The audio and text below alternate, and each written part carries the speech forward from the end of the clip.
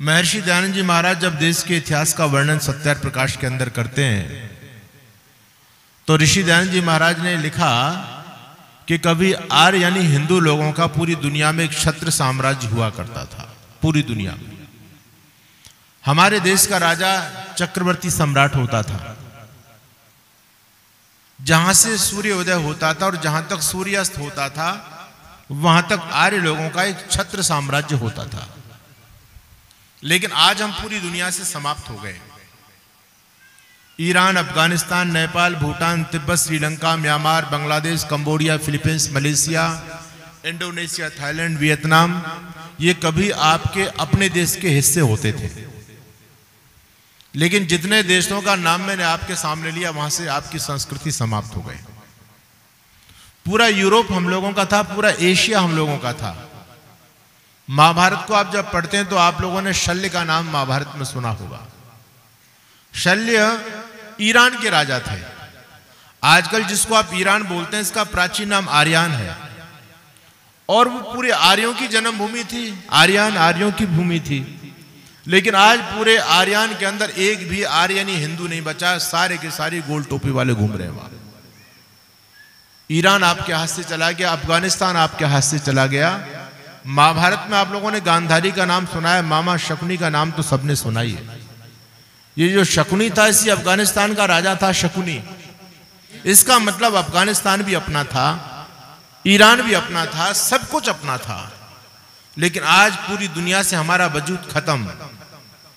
और आज मैं भारत देश की बात करूं तो भारत देश में 36 प्रांत हैं। इन 36 प्रांतों में से 9 प्रांत आपके हाथ से चले गए। जहां कभी आदिगुरु शंकराचार्य का प्रादुर्भाव हुआ उस केरल की पवित्र माटी पर, जिन्होंने हिंदुत्व की पताका को पूरी दुनिया में दिग दिगंत तक फहराया था शंकराचार्य ने, उस शंकराचार्य के गांव में ना तो आज कोई हिंदू बचा है ना कोई मंदिर बचा है। हालांकि तमाम शंकराचार्य इस देश में घूम रहे हैं, किसी शंकराचार्य को चिंता नहीं इस बात की। शंकराचार्य की धरती से सनातन धर्म समाप्त हो गया। तो 36 प्रांतों में से 9 प्रांत आपके हाथ से चले गए। इस देश में 800 जिले हैं, 800 जिले। 800 जिलों में से 200 जिले आपके हाथ से चले गए। इस देश में 6000 तहसीलें हैं और 6000 तहसीलों में से 1500 तहसील आपके हाथ से चली गई। यानी इस देश के अंदर 25% भूभाग आपके हाथ से जा चुका है। और जो बचा भूभाग है आप लोगों ने पहलगाम के अंदर अब देख लिया। इससे बड़ी स्पष्ट तस्वीर आपके सामने कुछ हो नहीं सकती। लोगों ने धर्म पूछ पूछ करके गोलियां मारी। किन में? हिंदुओं में मारी। ये कोई ईरान की घटना नहीं है, ये कोई यूरोप की घटना नहीं है, ये आपके देश की घटना है। आपके देश में हिंदुओं को नाम पूछ पूछ करके, और जब उन दुष्टों को नाम से संतुष्टि नहीं हो रही है तो कलमा पढ़वाया जा रहा है कि झूठ तो नहीं बोला, कलमा पढ़वा करके देखा जा रहा है। और वो कलमा भी पढ़ देता है, फिर भी उन दुष्टों को यह संदेह हुआ कि हो सकता है काफिर हो, अपनी जान बचाने के लिए कलमा पढ़ गया हो, तो उसकी पेंट उतरवाई जाती है और फिर उसकी पहचान की जाती है कि काफिर है या मुसलमान। और जब उनको लगता है काफिर है तो 2 गोली उसके सीने में उतार दी जाती है। हमारे देश में यह स्थिति हिंदुओं के साथ में हो रही है। हिंदू बाहुल्य देश, दुनिया में केवल एक देश आपका बचा और उस देश में हिंदू जिस स्थिति में आज जी रहा है वो स्थिति आप लोगों से बची हुई नहीं है। तो इसलिए भाई पथिक जी कह रहे थे कि जिस दिन के लिए इस देश की माएं गोद में लाल खिलाएं, समय वो आ गया है। निश्चित रूप से समय आपके सामने आ चुका, उसने दस्तक दे दी है। अगर हम अभी भी नहीं जगे तो फिर ये अवसर आपको दोबारा मिलने वाला नहीं है, याद रखना। बहुत देर हो चुकी है, पूरी दुनिया से हमारा अस्तित्व खत्म हो चुका है। अब यदि जग गए तो ठीक है, नहीं तो आने वाले समय के 20 साल के बाद के भारत की कल्पना करके देखो आप। एक तरफ इस देश में सरतन से जुदा के नारे लग रहे हैं, गजबाए हिंद की तैयारियां चल रही हैं, इस देश को भिन्न भिन्न विभागों में बांटने की योजनाएं चल रही हैं, हिंदुओं का नाम पूछ पूछ करके छांट छांट करके गोली मारी जा रही है इस देश में। अरे 20 साल का बाद का भारत की क्या कल्पना करते हैं? 20 साल बाद का भारत अपने बच्चों के हाथ में आप कैसा सौंप करके जाना चाहते हैं? कल्पना करके देखो। आज आप लोग ये लग रहे हैं, आपको ये लगता है ना कि हमको कोई दिक्कत आने वाली नहीं है। यही स्थिति आज से 40 साल पहले कश्मीर के अंदर रहने वाले लोगों की थी। कश्मीर में जो हमारे ब्राह्मण भाई रहते थे, पंडित लोग, उन्होंने कभी स्वप्न में ये नहीं सोचा होगा कि ये कश्मीर महर्षि कश्यप की जन्मभूमि कश्मीर, और कश्मीर से हमारा पूरा वंश समाप्त हो जाएगा। इस कश्मीर की घाटी को छोड़ करके हमको जाना पड़ेगा। किसी ने सोचा था क्या? बताओ। बहुत पुरानी बात नहीं बता रहा हूं, 40 साल पुरानी बात कर रहा हूं। और अब तो कश्मीर फाइल बन गई। आप लोग कश्मीर फाइल देख लेगा, आपकी आंखें खुल जाएंगी। उनके सारे के सारे सेब के बागान, कोठी बंगले, गाड़ी घोड़े सब धरे रह गए। और उन मलेच्छ लोगों ने यहां तक कह दिया कि कश्मीर के पंडितों, जल्दी से घाटी छोड़ करके भाग जाओ। अपने साथ अपनी प्रॉपर्टी भी लेकर के नहीं जाओगे, और अपनी बहन बेटियों को भी साथ लेकर के नहीं जाओगे, उनको भी तुम हमारे लिए छोड़ करके जाओगे। ये तो मैं अपनी तरफ से नहीं बोल रहा, इतिहास है सारा का सारा। कश्मीर के अंदर 40 साल पहले हिंदू रहता था, आज कश्मीर से खत्म हो गया। बंगाल के हालात आप देख ही रहे हैं। अभी 500 हिंदुओं ने बंगाल से पलायन किया है। अब तक जो बांग्लादेश में हो रहा था, बांग्लादेश में हम ये समझते थे कि भाई दूसरा देश है, सीमा से बाहर की बात है, हमारी सरकार क्या कर सकती है। लेकिन जब अब बंगाल में हुआ तो हमारी सरकार ने क्या रोक लिया? वो आप क्या सोचते हैं नेता आपको बचा देंगे?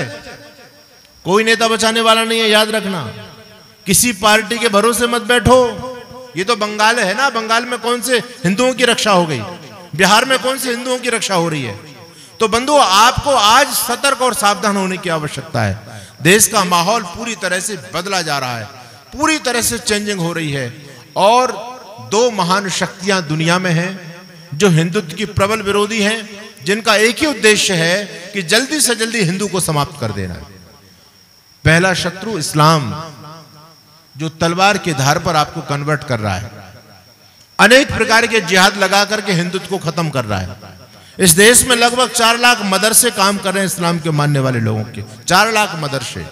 एक मदरसे से साल में एक उनका प्रचारक तैयार होता है तो साल में लाखों प्रचारक उनके तैयार हो जाते हैं। और ये जो लगभग 4.5 लाख मदरसे इस देश में चल रहे हैं, ये कोई देश के लिए साइंटिस्ट पैदा नहीं कर रहे, ये कोई इंजीनियर पैदा नहीं कर रहे।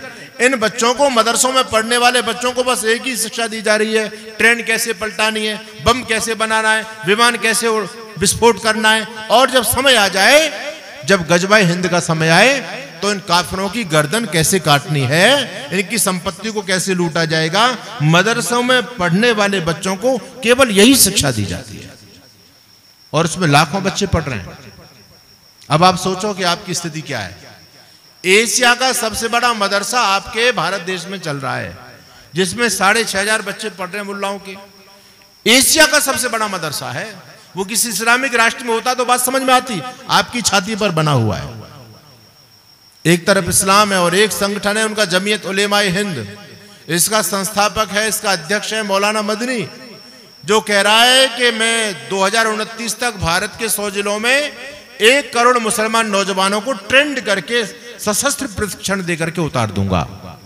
किस काम के लिए? आपकी सेवा के लिए।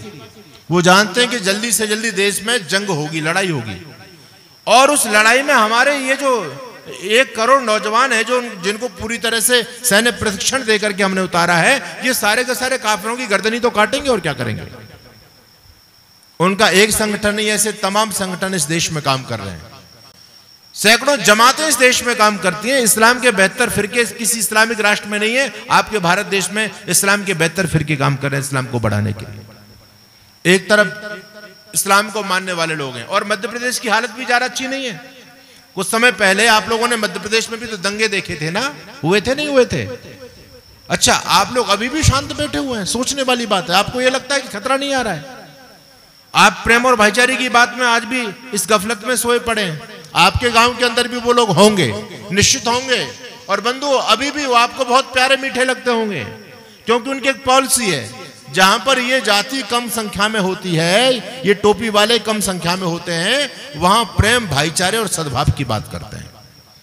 लेकिन जैसे जैसे इनकी संख्या बढ़ती है, वैसे वैसे अपनी औकात दिखाना प्रारंभ कर देते हैं। इसलिए मैं कहता हूं, सुनो काफिरों, मौत तुम्हारी, इनके लिए विजय परचम है। आपको क्या बोलते हैं? काफिर। काफिर का मतलब क्या होता है? काफिर का मतलब जो कुरान को ना माने, जो मोहम्मद को ना माने, वो होता काफिर। और काफिर के साथ क्या सलूक किया जाए? इनकी कुरान में लिखा है कि काफिर को धरती पर रहने का कोई अधिकार नहीं है। काफिर यदि धरती पर जिंदा है तो तुम्हारे जीवन को धिक्कार। काफिरों को मारो तो जन्नत में सीट रिजर्व मिलेगी तुमको। 72 हूरें तुम्हारे लिए माला लेकर के खड़ी हैं, काफिरों का यहां से सफाया करो और जन्नत को प्राप्त करो। हर मुल्ला जन्नत में जाना चाहता है, काफिरों को मार करके जाना चाहता है। और एक बात याद रखना, वो कहते हैं कि भाई इस धरती पर पूरा चांद सितारों का झंडा लहरा दो, एक भी काफिर जिंदा ना रहे, तो क्या करो? कहते हैं भाई काफिरों को कन्वर्ट कर लो। अगर कन्वर्ट नहीं हो रहे तो उनको मार दो, और तुम मार भी नहीं पा रहे, तुम्हारे पास सामर्थ्य नहीं है, और कन्वर्ट भी नहीं कर पा रहे हो, मार भी नहीं पा रहे हो, तो कुछ दिन तक प्रेम भाईचारे से इनके साथ में बर्ताव करो, अपने सामर्थ्य को बढ़ाते रहो। और जिस दिन तुम्हारा सामर्थ्य बढ़ जाए उस दिन काफिरों की गर्दन को रेत करके कत्ल करो, उनका खत्म करो, और इनकी प्रॉपर्टियों को लूटो, मकानों पर कब्जे करो, बहन बेटियों के साथ में रेप करो। ये उनका धर्म ग्रंथ उनको सिखा रहा है, और दुनिया में हर गोल टोपी वाला यही कर रहा है। अभी आपने देखा पहलगाम के अंदर जो हुआ, किसी ने विरोध किया? आप चिल्लाते रहिए। और आपके भारत देश के अंदर अब पाकिस्तान को, जब हमारे देश के हिंदू लोग पाकिस्तान मुर्दाबाद के नारे लगा रहे हैं, तो ये गोल टोपी वाले पाकिस्तान मुर्दाबाद के नारे लगते इनके पेट में दर्द हो रहा है आज। यानी देश की स्थिति देखो आप, आपके देश में आप पाकिस्तान को भला बुरा भी नहीं कह सकते, क्योंकि उस पाकिस्तान के एजेंट इस देश में रह रहे हैं और वो हिंदुओं के साथ बर्ताव कर रहे हैं। आपके मध्य प्रदेश में अभी एक नौजवान ट्रेन में जा रहा था और उसने पहलगाम का जैसे वीडियो चलाया, तो वहां ये शांति दूत बैठे हुए थे और उनका वीडियो खत्म करो, वीडियो रोको। उसने कहा क्यों रोकूं, मैं तो वीडियो देख रहा हूं। उसकी ट्रेन में अच्छी तरह से धुनाई कर दी उस हिंदू नौजवान की, और ट्रेन से बाहर फेंकने वाले थे वो बच गया। यानी कहने का भाव ये है कि इस देश में अब राष्ट्रभक्ति बड़ी जुर्म होती चली जा रही है। तो ऐसे हालात में हिंदू समाज घिरा हुआ है। एक दुश्मन केवल इस्लाम को मानने वाले ही नहीं है बंधुओं, दूसरा दुश्मन इससे भी खतरनाक है, ईसाइयत बहुत तेजी से बढ़ रही है, बहुत तेजी से। हिंदुत्व को खाने के लिए मुसलमान और ईसाइयों में एक प्रतिस्पर्धा छिड़ी हुई है। दोनों जल्दी से जल्दी हिंदुत्व को अपने आप में मिलाना चाहते हैं। ईसाई अपने आप में मिलाना चाह रहे हैं, मुसलमान अपने आप में मिलाना चाह रहे हैं। और दुर्भाग्य यह है कि हिंदू कच्चा माल है दुनिया का, हिंदू रॉ मेटेरियल सबका। हिंदू का कोई दीन ईमान नहीं है, हिंदू का कोई स्वाभिमान नहीं है। जितने भी पंथ हैं, चाहे मुसलमान है चाहे क्रिश्चियन है, सब में हिंदू जाकर के मर रहा है। ईसाई बनता है तो हिंदू बनता है, मुसलमान बनता तो हिंदू बनता है। दुनिया को किसी मुल्ला को चिंता नहीं है कि हमारे बच्चे काफिर बन जाएंगे, ईसाई को चिंता नहीं कि हमारे बच्चे काफिर हिंदू बन जाएंगे, लेकिन चिंता तो हिंदू को है। इनके बच्चे मुसलमान बनते हैं, इनके बच्चे अन्य पंथों में जाते हैं, जैन बनते हैं, बौद्ध बनते हैं, तमाम प्रकार के जितने भी मत पंथ हैं सब में हिंदू जाकर के दीक्षा लेता है। हिंदू का स्वाभिमान मर चुका है आज। तो पहला संकट इस्लाम का, दूसरा संकट क्रिश्चियनिटी का, ईसाइयत बहुत तेजी से देश में बढ़ रही है। अब तक आदिवासी क्षेत्रों में थे, लेकिन धीरे धीरे करके अब आगे भी वो संपन्न राज्यों में पहुंच गए। पंजाब हरियाणा ईसाइयों के इस समय बहुत बड़े जो है ना टारगेट पर चल रहा है, और वहां हजारों की संख्या में रोज हिंदुओं को ईसाई बनाया जाता है। और एशिया का सबसे बड़ा चर्च भी जालंधर की पंजाब की धरती पर बन गया, जहां रोज हिंदू कन्वर्ट हो रहा है।